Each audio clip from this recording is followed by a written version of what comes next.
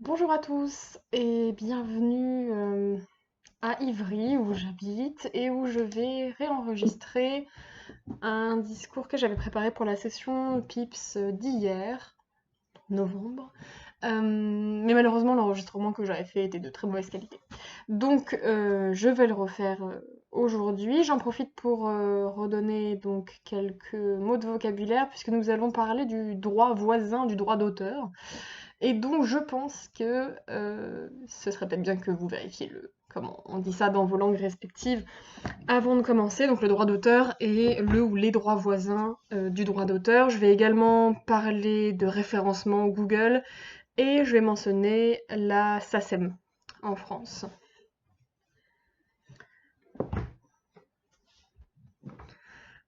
Donc je vais commencer.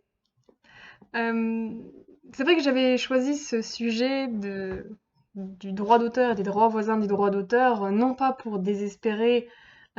tous mes camarades à Pips, mais simplement parce que je n'avais pas d'idée de choses plus sympas, puisque j'avais vraiment le nez dedans, puisque les droits voisins des droits d'auteur, en réalité, on en parle beaucoup en ce moment, mais c'est pas pour ça que c'est plus clair. Et donc au bout d'un moment, je me suis dit qu'il était temps que je penche sur la question, d'autant plus que moi je travaille avec l'allemand, et que la question du droit d'auteur et des droits voisins a récemment été un sujet euh, dont ont parlé les autorités politiques françaises et allemandes. Donc je me suis dit qu'il était d'autant plus nécessaire que je me penche sur la question. Le contexte de cette question du droit voisin, c'est l'entrée en vigueur en France d'une loi qui transpose la directive européenne sur la réforme du droit d'auteur. J'espère que vous me suivez. Donc vous savez que certains sujets et certaines questions rentrent dans les compétences de l'Union européenne. L'Union européenne, au prix d'un très long processus législatif, peut aboutir à une directive ou un règlement ou une décision. En l'occurrence, c'est une directive. Or, la directive européenne fixe des objectifs, des éléments de méthode et de contenu, mais demande à chaque État membre de l'Union européenne de transposer le contenu de cette directive dans son droit national. Donc chaque État membre doit ensuite adopter une législation sur la même thématique que la directive européenne pour en gros appliquer ce que contient la directive européenne. Et la France est le premier pays européen à avoir promulgué et enfin adopté, promulgué et maintenant fait entrer en vigueur la législation correspondante à cette directive. Évidemment, tous les autres pays membres de l'Union européenne vont devoir faire de même. Je ne vais pas citer de chiffres puisque à cette heure-là précise, en novembre 2019, nous ne savons pas si ça concernera 27 ou 28 pays. Mais dans tous les cas, c'est une question qui va se poser dans chaque État membre. Ce qui est très intéressant, c'est que par cette directive, le Parlement européen notamment, et l'Union européenne de façon générale, visait à rétablir un équilibre au niveau d'Internet entre les différents acteurs privés, les États et les artistes ou les détenteurs de droits, et donc de créer une sorte d'Internet régulé à l'européenne qui demanderait aux plateformes telles que Google de mieux rémunérer les créateurs. Je vais revenir à tout ça bien sûr avec un peu plus de détails, mais peut-être que pour commencer, il faudrait revenir à des définitions plus ou moins simples. À commencer par la définition du droit d'auteur. Je pense que le droit d'auteur, c'est quelque chose dont vous avez tous entendu parler et que vous situez plus ou moins, puisque le droit d'auteur est un droit qu'on reconnaît aux auteurs d'une œuvre, donc une œuvre littéraire, une œuvre musicale, une œuvre audiovisuelle, une œuvre cinématographique, et qu'on accorde ensuite donc à son auteur. C'est un droit qui dure 70 ans après la mort de l'auteur, en tout cas en France, la durée peut varier selon les pays. Et ce droit ouvre des droits à des prérogatives assez importantes, le droit de propriété de l'œuvre, donc tant que le droit d'auteur est valable, c'est l'auteur qui en est propriétaire et personne d'autre. Et donc cela ouvre le droit pour l'auteur de recevoir tout simplement des revenus sur l'utilisation de son œuvre. Donc si euh, Pour prendre un exemple peut-être assez simple, si une chanson passe à la radio, il faut que l'auteur de cette chanson, s'il est vivant ou qu'on est encore dans les 70 ans après sa mort, perçoive un bénéfice de cette utilisation de la chanson. À côté de ce droit d'auteur historique, on a défini ce qu'on a appelé plus ou moins le droit voisin, qui étend le droit d'auteur à ce qu'on a appelé des auxiliaires de la création littéraire et artistique, ce qui est un peu, comment dire, ça relève un peu du jargon, mais il s'agit notamment des interprètes, par exemple, des interprètes de chansons donc qui n'ont pas composé la chanson, qui n'ont pas écrit les paroles, mais qui vont simplement l'interpréter, donc la chanter. Ils ne sont pas auteurs à proprement parler, mais en même temps, ils ont une place très importante dans cette œuvre et dans sa création, et donc ce droit voisin visait à rémunérer également les interprètes qui n'ont peut-être pas été les auteurs, mais qui, mine de rien, sont partie prenante de la création. Ça, c'est le droit voisin d'origine, qui est moins protecteur que le droit d'auteur, puisqu'il protège que 50 ans au lieu de 60, que pendant 50 ans au lieu de 70 ans après la mort de l'interprète, et que les droits financiers sont pas tout à fait les mêmes. Je vais pas non plus aller entrer complètement dans les détails parce que déjà c'est très complexe et je ne suis pas une spécialiste, mais en plus c'est assez juridique et c'est pas vraiment mon sujet. Mais voilà le droit d'auteur et le droit voisin original. Et la réforme du droit d'auteur, qui date de mars de cette année, mars 2019 au niveau européen, a introduit ce qu'on a appelé le droit voisin pour la presse. Et c'est pour ça que maintenant on parle des droits voisins, parce qu'il y a ce droit voisin originel à côté du droit d'auteur, et le droit voisin pour la presse qui est tout nouveau, et qui est au cœur de la discussion actuelle et des conflits, pour ne rien vous cacher, avec Google, puisque ce droit voisin pour la presse vise à établir des accords de licence, donc d'utilisation notamment, entre les grandes plateformes, ce qui est assez vague, hein, mais vous pouvez bien sûr y mettre Google, sous toutes ses formes, Microsoft, pourquoi pas, enfin de façon générale les GAFA, mais le plus grand visé en l'occurrence, ça va être Google. Donc ces accords de licence doivent être conclus entre les grandes plateformes et les médias, puisque jusque-là, Google, ou Facebook aussi, tout concerné, pouvaient donc référencer et diffuser des articles de presse, mais aussi utiliser ces articles de presse pour créer des produits, comme par exemple Google News. Vous allez sur l'onglet News de votre onglet Google, vous faites une recherche d'actualité, vous avez accès à des titres de presse, et ça, Google le faisait sans rémunérer la presse. De la même façon, vous tapiez une question d'actualité, par exemple les droits voisins sur Google, vous arriviez dans les premières réponses probablement à quelques articles de presse et vous pouviez voir par exemple un article du Monde, vous avez le titre, vous avez un sous-titre, vous avez une sorte de chapeau, vous avez éventuellement une photo ou une vidéo, vous avez un petit résumé. Disons que vous avez un aperçu du contenu de cet article. Et c'est bien évidemment ça qui peut vous donner ou non envie de cliquer dessus pour en apprendre plus sur votre sujet, les droits voisins. Et Google, bien évidemment, référence tous ces titres, donc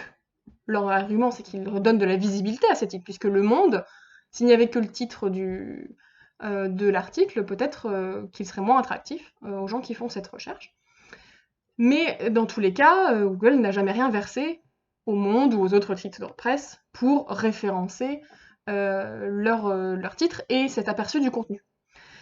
Or, c'est justement là-dessus que porte le droit voisin pour la presse. Et c'est d'ailleurs pour ça que vous avez peut-être remarqué que depuis quelques semaines,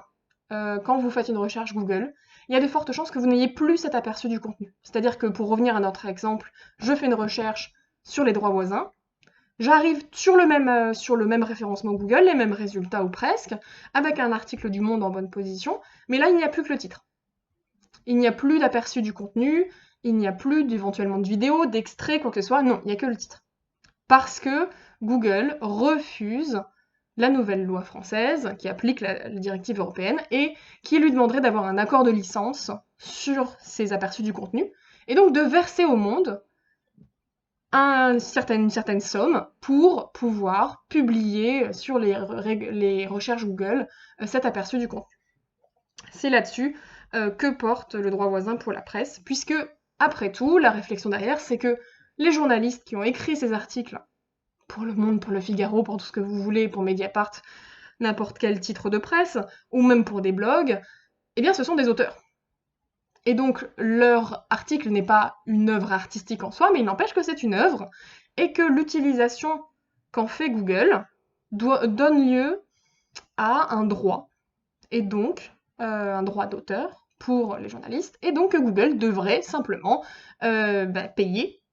pour l'utilisation de ce droit pour cette publication sur ses résultats. C'est donc, vous voyez, j'ai essayé de brosser un petit peu les grands points de cet élément du droit voisin. Donc en fait, c'est juste une question sur le droit d'auteur et sur son ouverture à un nouveau type d'œuvre, etc. Mais c'est particulièrement brûlant, si je puis dire, puisque on arrive dans le numérique et on essaye d'appliquer un droit d'auteur à des œuvres numériques dans un contexte tout à fait différent et que du coup tout est flou. Et c'est pour ça qu'il a fallu très longtemps pour cette réforme du droit d'auteur au niveau européen. Ça prend pas mal de temps pour que les États passent les législations qui transposent la directive, et ça va prendre encore plus de temps pour pouvoir appliquer ces législations nationales, car on le voit à l'exemple français, donc la France a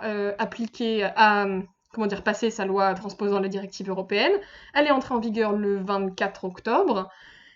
et Google a dit très clairement, mi-octobre, nous n'appliquerons pas ce droit voisin pour la presse, nous ne rémunérons pas les titres de presse. Et donc, en gros, les titres de presse font ce qu'ils veulent. Soit ils acceptent que nous ne passerons pas de cœur de licence et que nous ne les rémunérerons pas, soit eh bien, ils ne seront plus référencés dans les résultats Google. Donc moi, j'y vois personnellement une forme de chantage, assez claire, et malheureusement, les titres de presse sont isolés, ils dépendent de Google, puisque Google est quand même le numéro 1 des moteurs de recherche, je pense que je ne vous apprends rien en disant ça. Et donc pour eux, il y a différents chiffres qui ont été cités, mais il y a un parle de modélisation qui cite le chiffre de 30%, les titres de presse pourraient perdre 30% de leur visibilité, et donc une grande part de leurs revenus, s'ils ne sont plus référencés dans les résultats de recherche Google. Alors pourquoi Google ne veut pas appliquer ce droit voisin? Eh bien pour des raisons financières. Tout simplement, ça va leur coûter cher de rémunérer tout ce contenu, tous ces aperçus de contenu qui ouvriraient un droit d'auteur. Ça va leur demander de payer pour présenter ces contenus dans les recherches ou pour les utiliser dans des produits comme Google News, comme je disais, qui sont des sortes qui vont, disons, faire un ensemble, qui vont agglomérer les différentes recherches pour vous aider à en savoir plus sur l'actualité, etc. Et les plateformes, Google, Facebook a dit la même chose, même s'ils ont été beaucoup moins fermes et beaucoup moins définitifs sur ce sujet des droits voisins, mais Google a dit clairement qu'il ne le ferait pas puisqu'ils n'utilisent pas les œuvres journalistiques, ils ne font que les valoriser, leur donner de la visibilité, etc. Donc en gros, ils disent, nous on rend un service au Monde, par exemple, quand on référence l'article du Monde sur les droits voisins, puisqu'on lui donne plus de visibilité, et donc plus d'internautes vont cliquer sur ce lien vers l'article du Monde, et donc le Monde aura plus de passages, plus d'intérêt, sera mieux connu, les gens achèteront plus le Monde, ou des abonnements, etc., etc., ils auront plus de revenus publicitaires, etc. Voilà donc les différentes positions. Donc on a Google qui refuse d'appliquer la loi, on a le type de presse qui se sentent obligés de céder au chantage de Google parce qu'ils n'ont absolument aucun moyen de faire pression sur Google directement, et ils craignent vraiment de perdre en visibilité s'ils sont déréférencés. Et puis on a l'État français, les législateurs, qui ont donc transposé dans le droit français ce droit voisin du droit d'auteur pour la presse. Et pour l'instant, il y a quelques déclarations du gouvernement et du président de la République, disant que la France ne céderait pas à Google, etc., etc. Sauf qu'on se retrouve dans une situation où, même si la décision a été prise au niveau de l'Union européenne, donc avec 28 pays qui représentent quand même une certaine force ensemble, une certaine unité, un certain poids, eh bien les pays vont être isolés quand ils vont chacun appliquer cette directive européenne. Parce que là, la France est toute seule pour l'instant, et donc doit se battre contre Google, et ça n'a pas l'air de beaucoup avancer.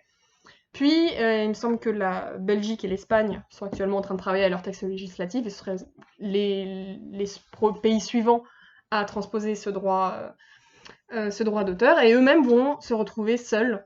face à Google, puisqu'au moment où ils vont le passer, ils seront peut-être les seuls à le passer, et donc Google dira bah oui, non, on veut toujours pas payer, ça n'a pas changé, et il n'y aura aucun moyen de faire quoi que ce soit. Donc c'est un peu dommage d'avoir une décision collective qui malheureusement n'aboutit pas à vraiment une force collective contre Google. Et donc on se retrouve face à des intérêts publics et des intérêts privés qui clashent, et où les intérêts privés, malheureusement, risquent de complètement gagner, puisque actuellement, Google a tellement de poids qu'il peut se permettre de négliger la loi. Alors, qu'est-ce qu'on peut faire par rapport à ça? Alors, soit on part du principe que Google n'applique pas la loi, donc qu'est-ce qui se passe quand on n'applique pas la loi? Généralement, on est sanctionné, ça pourrait être logique, donc la justice française pourrait peut-être se saisir de l'affaire, ou l'Union européenne, on sait que l'Union européenne, la Commission notamment, a par le passé été très active en matière de concurrence, et donc pourrait peut-être jouer sur cette perspective-là pour se mêler de l'affaire, sauf qu'actuellement, vous le savez, la nouvelle Commission n'est pas encore entrée en fonction, donc n'a pas de moyens d'action. Peut-être que nos élus pourraient également jouer un rôle, puisque mine de rien, nos élus sont les législateurs, et que s'ils ont travaillé pour mettre au point une nouvelle législation, c'est pour qu'elle soit respectée, et donc ils peuvent faire pression sur le gouvernement, ou par la mauvaise publicité, simplement faire de la mauvaise publicité à Google, ça ne les arrange pas, et peut-être faire pression pour les forcer à appliquer la loi. Et puis après, nous, en tant que citoyens, donc contacter nos élus, comme je le disais, ou peut-être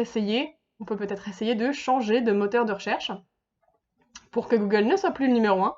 Alors, vous le savez, il y a beaucoup de moteurs de recherche qui existent, il y en a des très mauvais, très mauvais, je pense que vous avez tous quelques exemples en tête, mais il y en a beaucoup qu'on connaît moins, il y en a certains qui sont liés à des objectifs du développement durable, ou des objectifs sociaux, puisque quand vous faites des recherches, de l'argent est reversé à des associations par exemple, et certains fonctionnent très bien. Donc je vous encourage à aller un petit peu voir ce qui se fait ailleurs que sur Google, sachant que malheureusement quand on cherche dans sa propre langue, moi je l'ai constaté au niveau de la France, quand on fait des recherches en français depuis la France sur d'autres moteurs de recherche que Google, ça marche plutôt bien, mais quand on fait des recherches en langues étrangères, ça devient tout de suite plus compliqué. Mais si on arrive à équilibrer un peu plus peut-être nos recherches et donner moins de poids à Google, peut-être que Google aura moins de poids et sera obligé de respecter les lois. Merci de votre attention.